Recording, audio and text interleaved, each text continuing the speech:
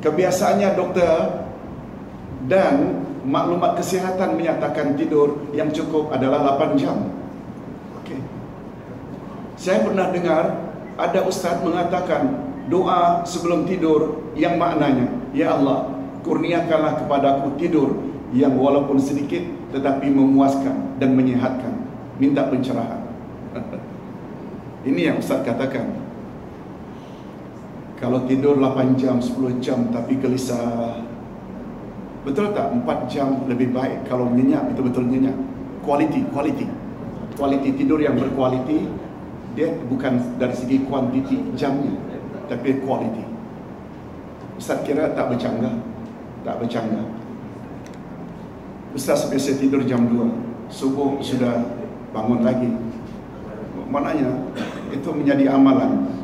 Alhamdulillah, nampaknya kesihatan okey. Betul tak? Dia tidak semestinya terikat.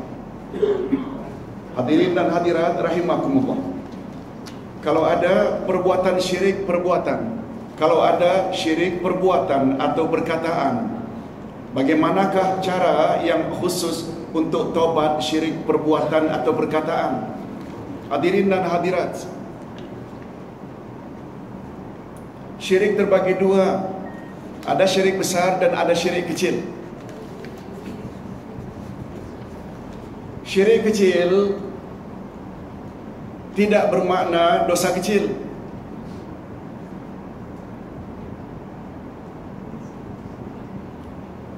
Nabi Muhammad sallallahu alaihi wasallam bersabda, "Akhafu ma akhafu ala ummati asyirkul asghar." Yang aku paling takut menimpa umatku adalah syirik kecil. Wasu'ila anhu, baginda ditanya, "Ma huwa syirkul asghar?" Apakah syirik kecil itu ya Rasulullah? Nabi jawab, "Asyirkul asghar huwa riya." Syirik kecil adalah riya.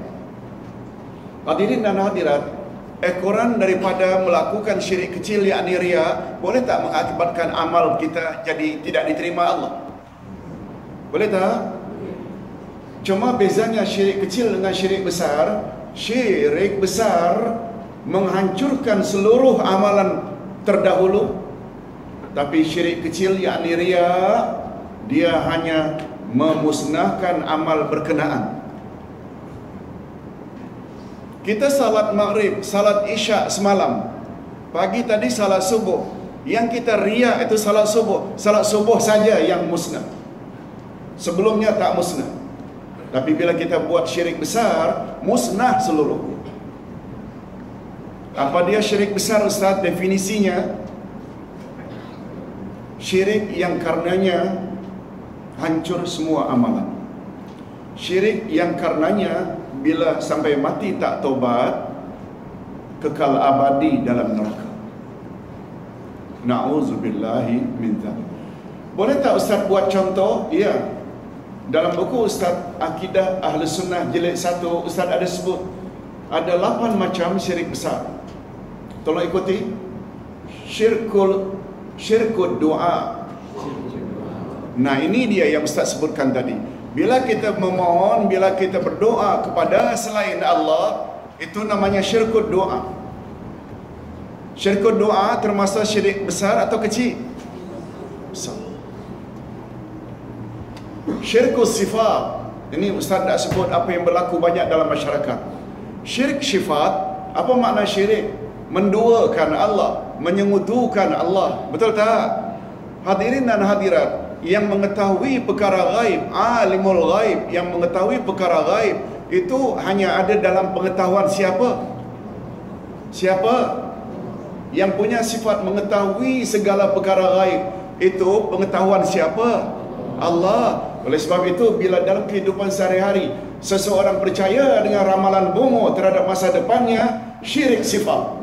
Syirik sifat, syirik besar. Semua amal salehnya hancur dan musnah kalau dia tidak taubat. Setuju tak kalau Ustaz katakan banyak berlaku dalam masyarakat? Salat banyak, puasa banyak, haji berkali-kali.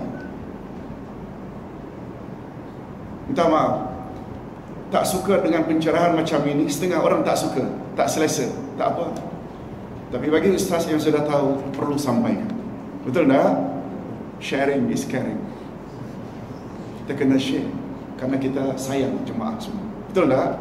Jangan sampai hancur. Apalagi kita sudah menjelang kematian. Tobat, tobat. Hadirin dan hadirat, tobat disuruh oleh agama mendahului dari ibadah.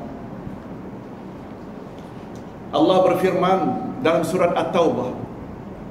Tolong ikuti.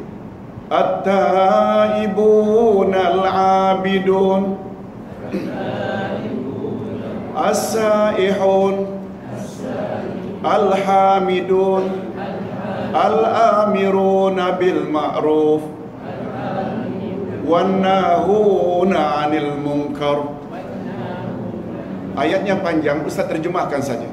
Orang-orang yang bertobat, orang-orang yang beribadat, orang-orang yang berpuasa, orang-orang yang memuji Allah, orang-orang yang mengajak manusia berbuat baik, orang-orang yang menghalang manusia dari berbuat mungkar, mereka lah orang-orang yang layak masuk syurga. Disebut abidun dulu ke atau taibun? Taibun.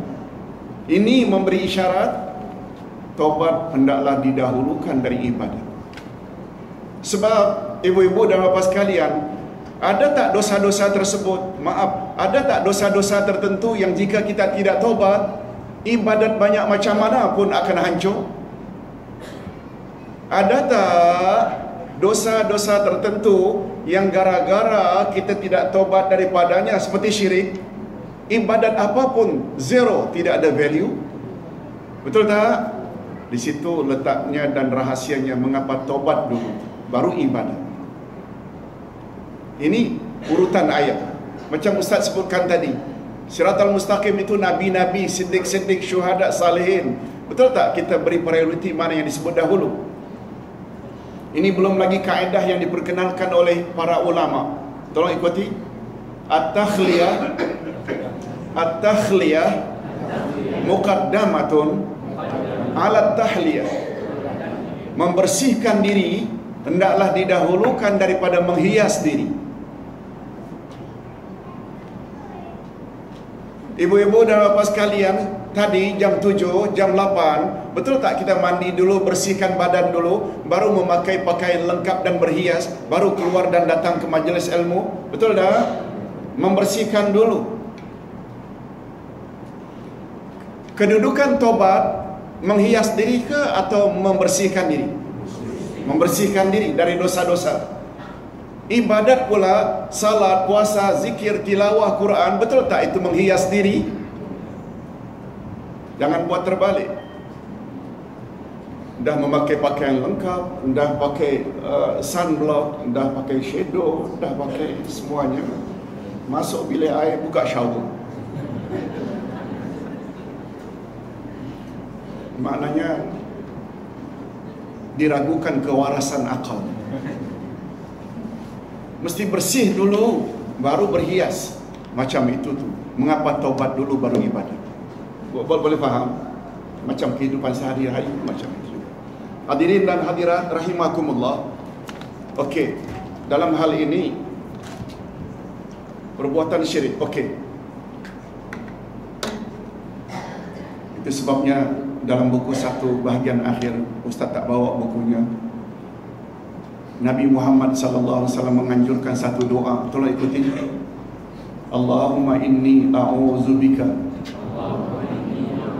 min an usyrika bika syai'an a'lamu wa astaghfiruka lima la a'lam. Ya Allah, aku mohon perlindunganmu daripada melakukan syirik yang aku tidak tahu. Ya Allah, aku mohon perlindunganmu daripada melakukan syirik yang aku sendiri itu syirik, aku tak tahu, dan aku mohon ampunanmu sekiranya aku berbuat syirik sedangkan aku tahu. Saya kira dalam buku kecil koleksi doa dan zikir ada rasanya. Doa itu sangat mustahab. Kalau tak dapat bahasa Arab pun kita sebut, Ya Allah, aku mohon perlindunganmu daripada melakukan syirik yang aku tak tahu dan aku mohon ampunanmu ya Allah sekiranya aku telah melakukan syirik sedangkan aku tahu. Hadirin dan hadirat, tentang soalan berikutnya ini, Ustaz kira ini boleh dijawab yang punya ilmu tentang medical. Mohon Ustaz sampaikan maklumat. Sampaikan maklumat ini insya-Allah. Oh, minta tolong sampaikan, bukan tanya. Coba makan beratus-ratus helai daun belalai gajah dengan dikisar dengan apple. Boleh Ustaz baca? Sebab disuruh minta sampaikan. Yang kedua, makan irisan lemon yang direndam dengan air panas dan minum airnya sekali.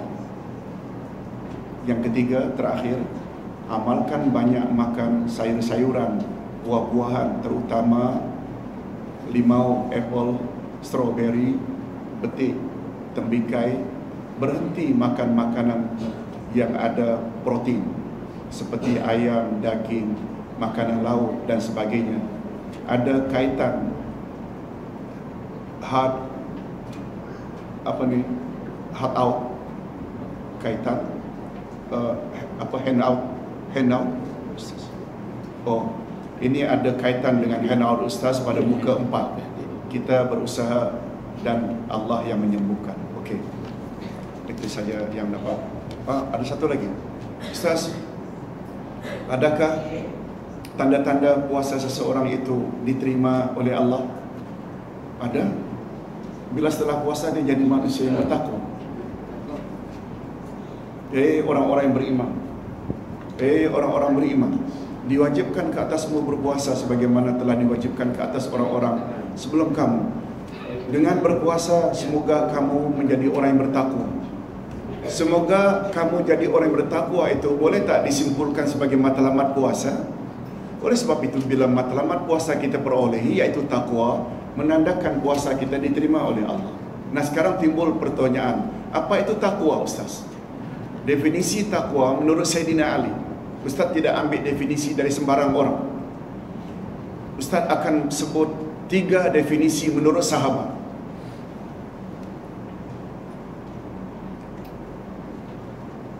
Takwa menurut Abdullah bin Mas'ud,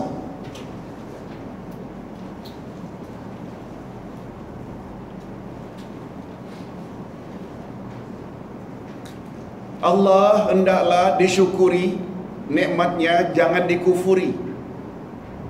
Allah hendaklah ditaati, jangan dimaksiati. Allah hendaklah diingat, jangan dilupakan. Itu definisi takwa menurut Abdullah bin Mas'ud. Ayyuta'a wa la yu'sa, Allah hendaklah ditaati, jangan dimaksiati. Ayyuzkara wa la yunsa, Allah hendaklah diingatkan selalu, jangan dilupakan. Ayyushkara wa la yukfar, Allah hendaklah disyukuri nikmatnya, jangan dikufuri. Okey, itu. Umar Ibn Al-Khattab pula punya definisi. Satu hari Umar ditanya, ya Amirul Mukminin, apa itu takwa? Umar jawab dalam bentuk pertanyaan, bagaimana sikapmu jika kamu mesti berjalan ke suatu tempat, jalan menuju tempat itu ditabur dengan duri-duri tajam? Sikapmu macam mana ketika melalui jalan itu? Jawab sahabat, tentu saja saya mesti berhati-hati supaya jangan terpijak duri-duri tajam. Nah, sikap itu tuh namanya takwa. Contoh, masuk supermarket ambil troli. Betul tak kita perlu baca kandungan setiap barangan yang nak kita beli? Betul tak ada semacam paling kurang ada tanda halal jakim? Apa dia punya kandungan? Kita pilih mana yang tak ada halal jakim, kita tak jadi ambil. ada gelatin, kita tak pasti gelatin dari mana pun kita tak ambil.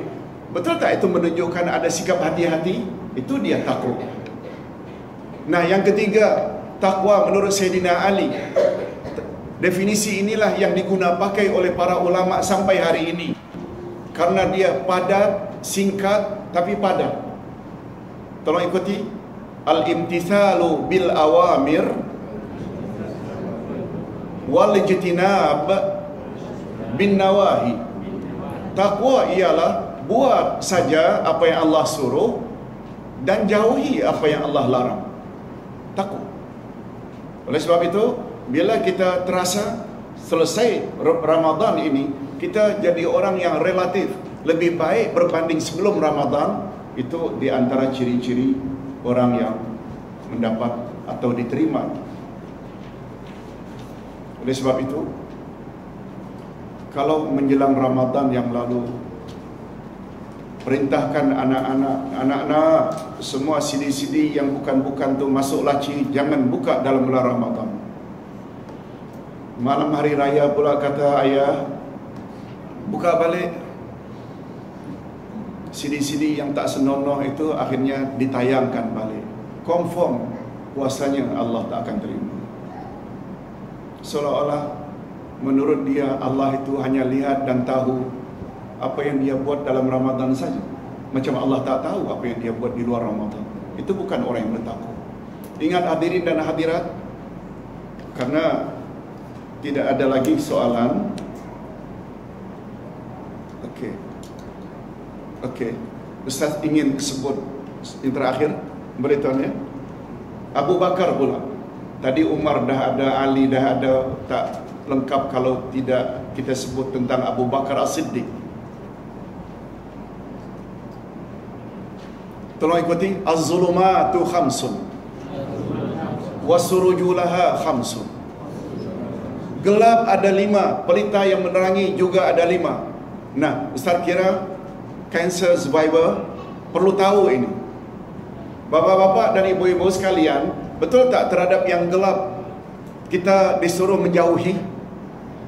Cerah, cahaya, cerah, terang benderang, betul tak? Dia adalah lambang hidayah, iman dan tauhid. Betul tak? Sedangkan kegelapan itu, syirik, kafir, semuanya itu gelap. Abu Bakar, lihat, kalau kita tidak jadi orang yang mendapat siratul mustaqim, betul tak selain Nabi, Abu Bakar punya ucapan kita perlu ambil kira? Yes. Az-zulumatu khamsun, gelap ada 5, pelita yang meneranginya juga ada 5. Tolong ikuti. Ad-dunya zulma wasirajulaha at-taqwa. Dunia ini gelap dan pelita yang menerangi dunia adalah takwa. Tinggi tak darjah takwa? Hadirin dan hadirat, maknanya dunia ini gelap. Betul tak banyak pengaruh-pengaruh yang ingin menyesatkan kita? Bukan saja dari kalangan non-Muslim, dari kalangan sesama Islam pun, tarikat-tarikat sesat. Betul tak? Ingin menyesatkan umat. Mengaku diri Islam, tapi bukan umat Muhammad yang selamat. Syiah, Qadiani, Mu'tazilah, Islam liberal, semuanya menamakan diri Islam. Kan Nabi ada sebut umatku akan berpuak-puak menjadi 73, 72 daripadanya masuk neraka kecuali 1. Mereka yang ikut aku dan ikut sahabat-sahabatku, yang dipanggil dengan Ahlus Sunnah wal Jamaah. Oleh sebab itu, ibu-ibu dan bapa sekalian, kita tidak cukup sekedar jadi umat Muhammad, tapi kita kena pastikan kita umat Muhammad yang selamat, iaitu ikut Nabi Muhammad dan para sahabat Ahlus Sunnah wal Jamaah. Okey. Boleh tak Ustaz katakan bahawa umat Muhammad yang paling tinggi imannya adalah Abu Bakar? Betul tak? Beliau adalah 10 orang yang garanti masuk syurga dan nomor 1 lagi. Baru Umar, Osman, Ali, baru 6 kemudian. Selanjutnya apa kata Nabi? Maaf, maksud Ustaz, dalam keadaan caca marba akidah hari ini, betul tak dengan adanya takwa kita akan selamat? Ini maknanya pelita yang menerangi dunia adalah takwa. Dengan makna tadi. Hadirin dan hadirat, sebelum Ustaz sambung yang kedua, apa pedoman utama orang-orang yang bertakwa? Jawabnya? Al-Quran, ilmu tentang Al-Quran disebut pada ayat 2 Al-Baqarah, zalikal kitabul la raiba fihi hudal lil muttaqin. Walaupun pada asalnya Quran untuk seluruh manusia. Syahrul Ramadan alladzi unzila fihi al-Quran, unzila fihi al-Quran hudal linnas, untuk manusia. Tapi tidak semua manusia mau jadikan Quran sebagai pedoman. Paling kurang kita katakan untuk orang yang ingin masuk syurga, iaitu orang yang bertakwa, jadikan Quran sebagai pedoman, suatu kemestian. Kalau tidak, tidak. Yang kedua, tolong ikuti. Wazambu zulma wasirajulahu at-taubah. Dosa adalah gelap dan pelita yang meneranginya taubat. Dosa adalah gelap. Itu sebabnya kata Nabi, seseorang bila buat satu dosa, satu noda atau bintik hitam melekat pada hatinya. Bila 5, 5. Bila 10, 10. Bila 20, 20. Melekat, akhirnya jadi hitam hatinya. Dan bila hitam, susah tidak dapat hidayah. Sebab sudah diselamputi. Dengan bahasa lain, sudah berkarat. Susah nak masuk hidayah. Jadi cara untuk menyidari balik hati yang sudah dosa, banyak buat dosa, dengan apa tadi? Dengan taubat. Kita dah sebut taubat maknanya kembali ke pangkuan Allah. Jangan minum sabun ibu. Jangan minum Clorox. Cara membersihkan dalaman dengan taubat. Tolong ikuti. Wal qabru zulma wasirajulahu la ilaha illallah Muhammadur Rasulullah. Kubur adalah gelap dan pelita yang menerangi kubur la ilaha illallah Muhammadur Rasulullah. Iman pada Allah dan jadikan Muhammad sebagai role model dalam hidup. InsyaAllah selamat dalam kubur. Betul tak? Soalan utama dalam kubur, man rabbuka wa man nabiyuka. Seterusnya, wal akhiratu zulma wasirajulaha al amalus salih. Akhirat juga adalah gelap dan pelita yang menerangi akhirat adalah amal saleh. Amal saleh. Dan syarat amal saleh ada 3. Pertama, awak mesti beragama Islam. Yang kedua, awak mesti ikhlas dengan makna tauhid, tak boleh syirik. Yang ketiga, beramallah ikut cara Nabi Muhammad sallallahu alaihi wasallam. Itu sebabnya kata Imam Ibn Al-Qayyim, azan itu sampai kepada hayya 'alas salah, selanjutnya hayya 'alal falah, marilah salat, marilah menuju kejayaan. Betul tak? Falah maknanya kejayaan. Syaratnya ada 3. 3 itu terletak pada 3 ungkapan sebelumnya. Allahu Akbar, Allahu Akbar. Maknanya dia mesti Muslim. Sebab hanya orang Islam saja yang membesarkan Allah. Allahu Akbar lambang Muslim. Muslim tersebut bila salat belum tentu membawa kejayaan, belum tentu diterima. Dia mesti ada syarat kedua, asyhadu an la ilaha illallah. Salatnya mesti lillahi ta'ala. Syarat ketiga, wa asyhadu anna Muhammad Rasulullah. Salatnya mesti ikut cara Muhammad. Baru salat itu membawa kejayaan al-falah. Saban hari 5 kali kita dengar. Tapi tidak banyak yang ambil pengajaran daripada apa yang tersirat dalam azan. Allahu Akbar. Azan datang dari Allah melalui mimpi Bilal. Bukan saja-saja. Oleh sebab itu kata Imam Ibn Al-Qayyim, kiaskanlah hayya 'alal jihad, hayya 'alal zakat, hayya 'alal umrah, hayya 'alal hajj, hayya 'alal saum. Semua itu barulah membawa kejayaan. Pelakunya Muslim atau Muslimah, Allahu Akbar. Pelakunya mesti ikhlas lillah, tauhid, tak boleh syirik. Dan ibadat-ibadat itu mesti dilakukan ikut cara Nabi Muhammad sallallahu alaihi wasallam. Nah, yang terakhir, ini betul-betul terakhir Pak, jangan bimbang. Wasiratu zulma wasirajulahu al-yaqin. Titian siratul mustaqim juga gelap dan pelita yang menerangi siratul mustaqim adalah yakin. Yakin maknanya apa ya? Betul tak yakin lawannya ragu-ragu? Betul tak yakin lawannya syak? Betul tak yakin maknanya samar-samar? Hadirin dan hadirat, membuat kita yakin dan tidak lagi ragu-ragu dan samar-samar. Betul tak attend kelas?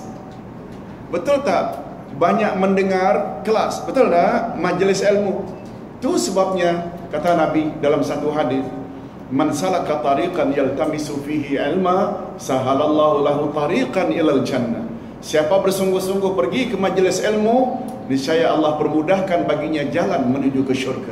Dan untuk masuk syurga mesti ada titian, lancar dalam siratal mustaqim bila kita ada ilmu dan yakin. Mudah-mudahan apa yang Ustaz sampaikan pada petang pagi ini ada juga manfaatnya. Cuma Ustaz izinkan tak beri sedikit pengumuman. Ya, jadual i'tikaf yang Ustaz akan buat iaitu Selasa pagi, kalau tak salah 7 hari bulan, dia sampai berakhir 15 hari bulan Julai.